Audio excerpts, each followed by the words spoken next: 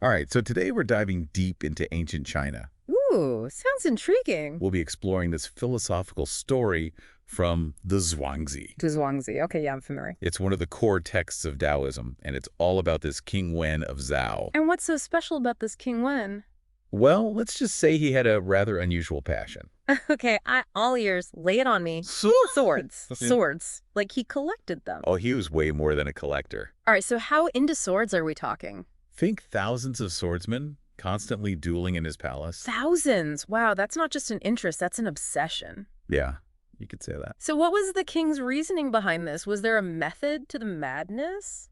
It seems he believed that surrounding himself with these swordsmen, the best of the best, would demonstrate his power and authority. Huh. Equating martial prowess with actual power? Interesting. But did it actually work? That's the thing, it really didn't. The text tells us that over 100 swordsmen were either injured or killed every year because of these duels. Oh, wow, that's a pretty high price to pay. Yeah, and beyond the human cost, this fixation was actually weakening the kingdom as a whole. I can see how that would be a problem. Other rulers probably saw him as unstable, maybe even vulnerable. Right, it definitely wasn't a good look. So someone had to step in and try to get through to him. Exactly. Enter Crown Prince Ku, the king's son. Okay, so the crown prince realized this sword obsession was a major problem. He was really worried about the kingdom's future and knew something had to change. But how do you even approach a king who's surrounded by thousands of swordsmen? It was a super delicate situation. So he decided to seek out someone known for wisdom and a knack for unconventional solutions. Someone who could think outside the box. I like it. Who was this wise person? Zhuangzi, Ah, Zhuangzi, the philosopher. the one and only. And get this, the crown prince even offered Zhuangzi 1,000 pieces of gold to try and persuade the king to change his ways. 1,000 pieces of gold. That's quite the incentive. Right, but Zhuangzi refused. He did. Wow. Why turn down such a huge reward? Well, he understood that directly confronting the king or trying to manipulate him would probably backfire. Yeah, that makes sense. The king wouldn't respond well to being lectured or tricked. So Zhuangzi knew he had to be smart about it. So what was his plan then? He asked to be dressed as a swordsman. As a swordsman. Interesting. Why would he do that? Zhuangzi realized he had to meet the king on his own terms, using this language of swordsmanship the king was obsessed with. That's pretty clever, using the king's own interest to try and get through to him. It was all about strategy. He knew he couldn't just barge in and start lecturing the king about the virtues of peace and harmony. So Zhuangzi spent 3 days preparing, and then? He calmly enters the palace dressed as a swordsman. He doesn't bow, and boldly claims to the king that he's mastered the art of the sword. That's a bold move, especially for someone known for philosophy, not sword fighting. Right. So what do you think the king's reaction was? I'm guessing he was intrigued, maybe even a little challenged by this unexpected claim. You got it. Yeah. King Wen was immediately fascinated and asked Zhuangzi to demonstrate his skills. And this is where it gets interesting, right? Because Zhuangzi wasn't there for a literal sword fight. You're catching on. He had a much bigger plan in mind. Okay, spill the beans. What did he do? Zhuangzi told the king he actually possessed not one, but 3 swords. 3 swords. Okay, now I'm really curious. And each one, he explained, represented a different form of power. So he's already subtly shifting the conversation away from just brute force and physical swords. Exactly. I see where this is going. He was about to turn the king's entire worldview upside down. I knew there had to be more to this story. I'm hooked. So are you ready to hear about the first sword? Absolutely. Tell me everything. Zhuangzi starts by describing the sword of the Son of Heaven. The sword of the Son of Heaven. That sounds powerful. Oh, it is. He described it as being forged from the mountains and rivers of the land itself, wrapped in the seasons, governed by the 5 elements. Wow, the imagery is incredible. And it's wielded with virtue and justice. So this sword represents something much bigger than just physical combat. It symbolizes a leader who understands the interconnectedness of everything, who leads with wisdom and harmony, not just brute force. That's a far cry from the kind of swordplay King Wen was obsessed with. You can say that again. So are you ready for sword number 2? Bring it on. This one is called the Sword of the Feudal Lords. All right, and what's the story behind this sword? This one is forged from the qualities of wise warriors, integrity, loyalty, bravery. So it's still about strength and leadership, but a different kind. It's wielded by those who lead by example, inspiring others through their actions and their character. Ah, So while the first sword represents a ruler concerned with the whole kingdom, this one is more about leadership within a smaller domain. You got it. Earning respect and loyalty, not through fear or intimidation, but through embodying those very virtues you expect from others. A leader who creates stability and trust within their sphere of influence. Fascinating. Two swords down. And I think we can both sense a subtle critique of King Wen's approach starting to emerge. Oh, absolutely. Zhuangzi is laying the groundwork here. But we still have one more sword to go. And I have a feeling this one's going to hit a little closer to home for King Wen. I can't wait to hear about it. Okay, so this third sword, the sword of the common people, what's it all about? This is where Zhuangzi really starts to lay bare the flaws in King Wen's whole approach to leadership. Ooh, getting to the heart of the matter? He describes this sword as being wielded by those with tangled hair, loose sashes, short clothes, and fierce glares. Those don't sound like the most disciplined or noble warriors. Right. They're driven by personal gain, always seeking victory at any cost. Sound familiar? It's like he's describing the very swordsman King Wen surrounds himself with. Exactly. And by presenting this third sword, he's subtly exposing the problem with the king's obsession. He's showing how focusing on brute force and martial skill actually puts the king on the same level as those driven by ego and ambition, those lacking a higher purpose. You're getting it. Zhuangzi's basically saying that the king's actions are diminishing his authority instead of strengthening it. That's a powerful message. But did King Wen catch on to this subtle critique? It's interesting because Zhuangzi doesn't actually condemn the king directly. Ah, so he's leaving room for the king to come to his own conclusion. He simply presents these three swords as different approaches to leadership and lets the king figure it out for himself. And did this approach work? It turns out this subtle approach was incredibly effective. Really? How so? Well, after hearing all of this, King Wen retreats to his palace for 3 months. 3 months. Wow, it suggests he was really wrestling with what he heard. It seems Zhuangzi's words had a profound impact on him. The king was deeply contemplating what it all meant. So it wasn't just about flashy rhetoric, it was about sparking genuine reflection. And there's more. During those 3 months, something interesting happened. What happened? Tell me. The swordsmen, sensing this shift in the king's attitude, they start to disband, they withdraw from the palace. So the constant duels, the fighting, it all stopped. It seems like it. The entire atmosphere in the palace, even in the kingdom, it begins to change. Incredible.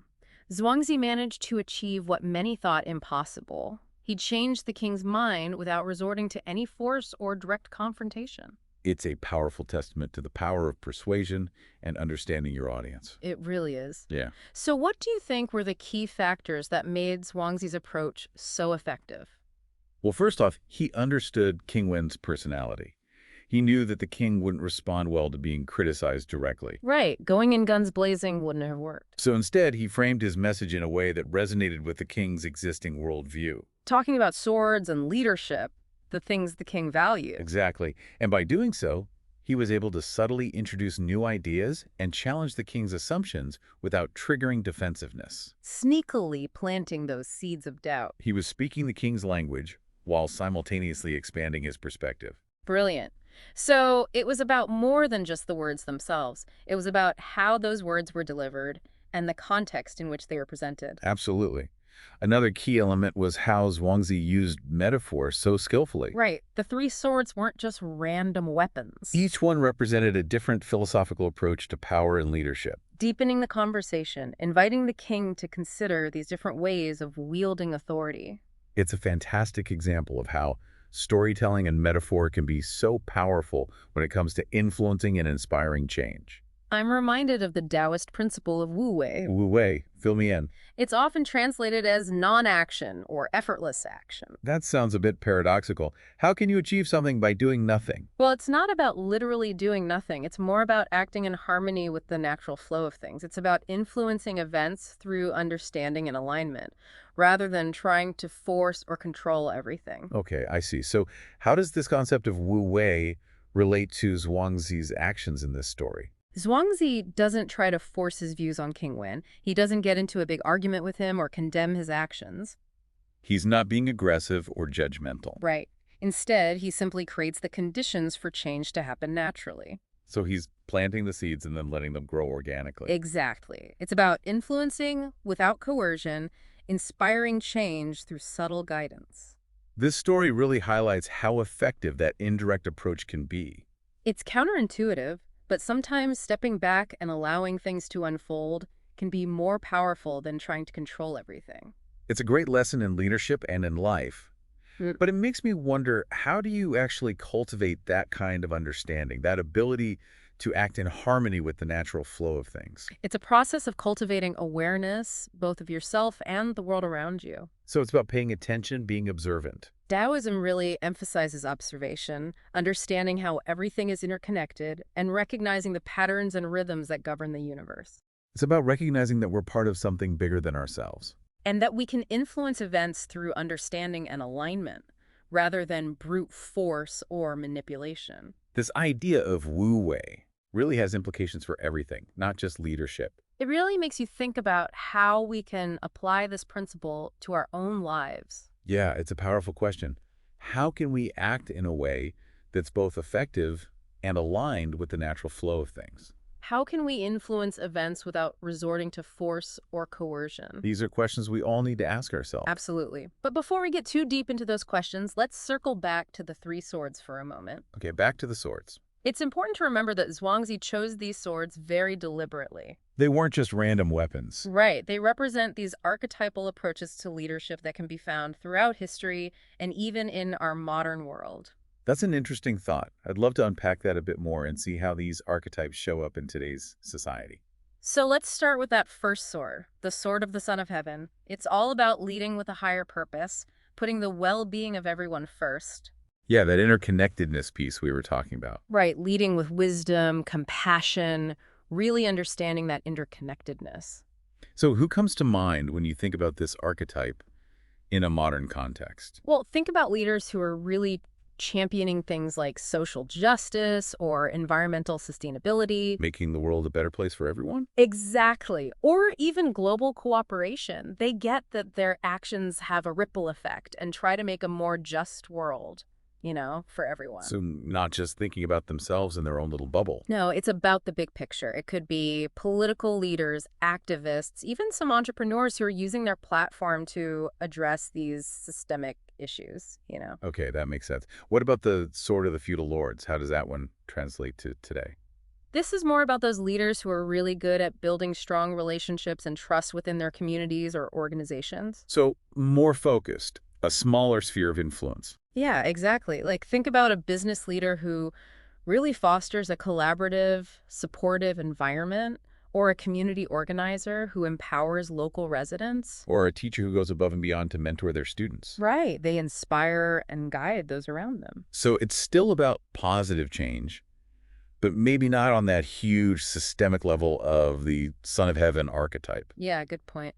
And then there's that third sword, the sword of the common people. The one that really exposed King Wen's flawed approach. It all comes back around. And this archetype, well, it's sadly pretty common in our world today. Especially in fields like business and politics, where it's all about competition. Oh, absolutely. This is where you see those individuals who put profit over people. Cutthroat tactics, doing whatever it takes to get ahead. Yeah, more concerned with winning than with the well-being of others. It's all about them. It's a good reminder that leadership isn't inherently good or bad.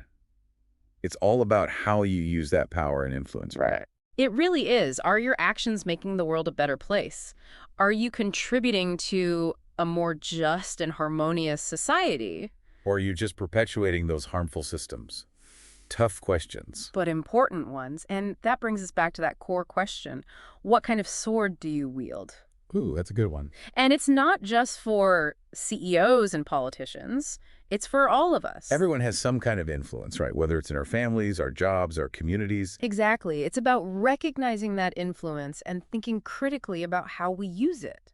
So we're not just going through life on autopilot, but really being intentional about our actions. Right. Are we living in accordance with our values? Are we contributing to a more compassionate world? It's like a constant self-check-in, making sure we're on the right path. It's an ongoing process. There's always room for growth and reflection.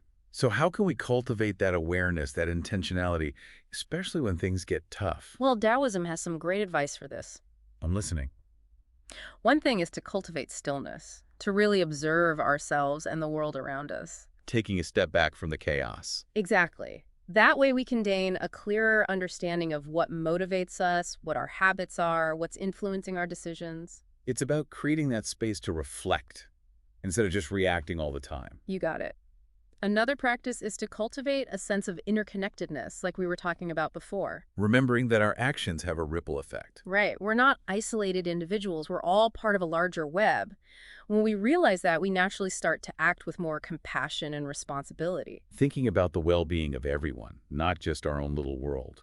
Beautifully put. And of course, we can't forget about Wu Wei, that effortless action. Ah, yes.